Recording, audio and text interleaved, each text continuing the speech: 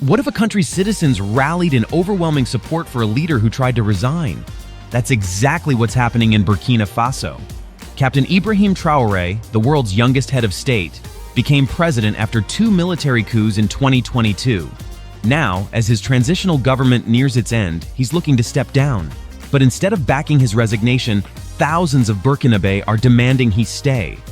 Why are they so determined to keep him in power?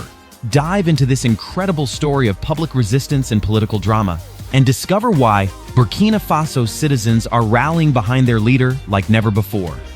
Ibrahim Traore, Burkina Faso's current president, came into power through not 1, but 2 military coups in just 9 months, in January and September 2022. At the young age of 38, he became the world's youngest head of state when he and other junior military officials ousted Lieutenant Colonel Paul-Henri Damiba, who had also ascended to the presidency via a coup earlier that year. Traore has been praised for his numerous achievements in Burkina Faso within his short tenure, although his regime has faced criticism from those who perceive his rule as dictatorial. Let's get right into the heart of the matter. On July 1, 2024, the transitional government led by Captain Traore was supposed to come to an end. When Traore came to power in 2022 and was appointed interim president of Burkina Faso in October of that year, he pledged to support a transition leading to elections scheduled for July 2024. This meant that the military government ruling Burkina Faso for more than a year was nearing its end. In line with this, the Traore administration recently announced national consultations to determine the next steps in the nation's transition to civilian rule. The government planned to hold national consultations at the end of June to decide the next steps for the transition. According to a press release signed by the Minister of Territorial Administration, Emile Zerbo, and read on national television, these meetings would enable representatives from civil society, political parties, and the military to deliberate on the transition as stipulated in the October 14, 2022 charter. Now you might be wondering, do the citizens of Burkina Faso want a new leader to be elected to replace Ibrahim Traore? The answer is a resounding no. The citizens have enjoyed Traore's leadership so much that on May 11th, thousands of Burkinabe gathered at the municipal stadium in Ouagadougou, the capital city, to pledge their support for the extension of Traore's transition period. This is historic. It's very rare for citizens in African countries to come out en masse to demand that the current ruling government continue to lead them. In the last 2 decades, such a massive show of support has never happened in Burkina Faso. The interesting thing is that the thousands who gathered were not only Burkinabe locals, they also included activists and visitors from neighboring countries. This means that those who think Traore pressured the citizens to support him are dead wrong. He cannot influence people from outside Burkina Faso. These people, including activists within and outside the country, came to support Traore because they knew how committed and dedicated he had been to the nation. Thousands of citizens rallied in support of Traore, yet this significant event went largely unnoticed by Western media. Why do you think that is? Could it be that Western media often shape the narrative to align with their own interests? Imagine the opposite scenario. If citizens in a Western country demanded a swift transition to civilian rule, wouldn't it be headlining news everywhere? It's clear that there's a reluctance to share that the people of Burkina Faso actually support their military president and aren't calling for a civilian leader. How does this challenge the notion that Western-style democracy is the ultimate form of government? Remember, it's not just about the system of government, it's about the type of leader who can truly resonate with the people. What are your thoughts on this? Democracy, monarchy, or communism doesn't matter for Africans who have suffered for decades under so-called democratic governments. What is more important for Burkinabe is a strong and patriotic leader who is ready to protect their interests. Since he assumed power, President Traore has done just that. So why would people protest for an extension of his rule?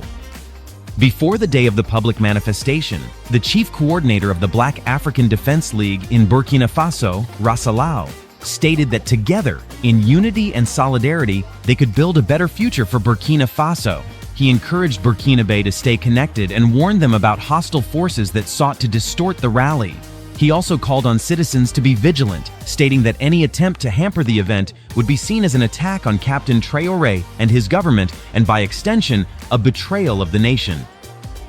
The National Coordination of Civic Watch Associations stated that the rally should be a historic and solemn event. This means that a lot of preparation went into the organization of the rally. On D-Day, thousands of Burkinabe locals, activists, and visitors from other countries came to support Traore's administration. Correspondent organizers of the rally believe that elections are unacceptable to maintain peace in the country and are asking for changes to the constitution to fully liberate and revive the nation. "We do not want to hear about another president. We don't want elections," chanted leaders of local civil society organizations. And why not? Since the death of Thomas Sankara, Burkina Faso has suffered under the rule of incompetent and greedy leaders who care only for their interests and those of the West. However, since Traore came to power, he has set the country on a great path. Just take a look at all that he has achieved in Burkina Faso.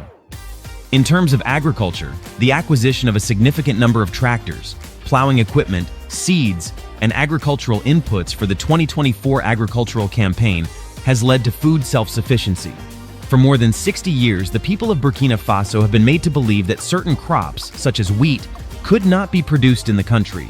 But today, with Captain Ibrahim Traore, Burkina Faso is included in the list of wheat-producing countries in Africa and the world.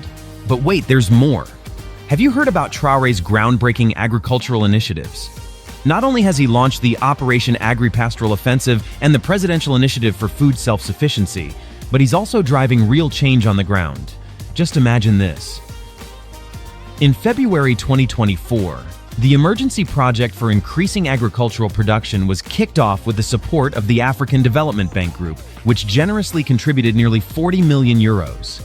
This isn't just a number, it's a huge leap towards boosting food security in Burkina Faso, especially in light of the challenges posed by the Russian invasion of Ukraine. Traore's vision of a self-sufficient Burkina Faso is truly taking shape. What are your thoughts on these ambitious steps towards agricultural self-reliance?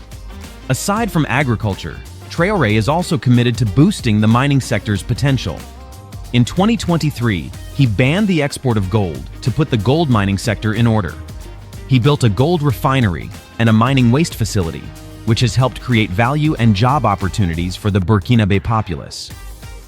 Just like his mentor Thomas Sankara, Traore refused to receive a presidential salary and also cut down the salaries of Burkinabe politicians. According to him, it is not right for a few people in the country to earn millions of CFA francs, while millions struggle to afford basic necessities. He didn't just speak about cutting politicians' salaries. He also said that the whole system needs to be balanced and corrected for society to be stable. In terms of security, Traore has been hard at work acquiring weapons and military equipment, outfitting soldiers, and collaborating with militaries from other countries, including Russia and the Alliance of the Sahel, to ensure Burkina Faso is safe again. These achievements have led to Burkina Faso being placed as one of the top best-governed countries in Africa by the World Governance Index earlier this year, beating several others that are mostly ruled by civilian governments. Indeed, results do not lie. The upcoming season is very important for Burkina Faso because it will determine the country's trajectory. Will Traore end up stepping down as president, or will he continue to rule? What are your thoughts on this? Share with us in the comments section. Don't forget to like this video and subscribe to our channel. Turn on notifications so you get notified whenever we upload videos like this. Thanks for watching and see you in our next video.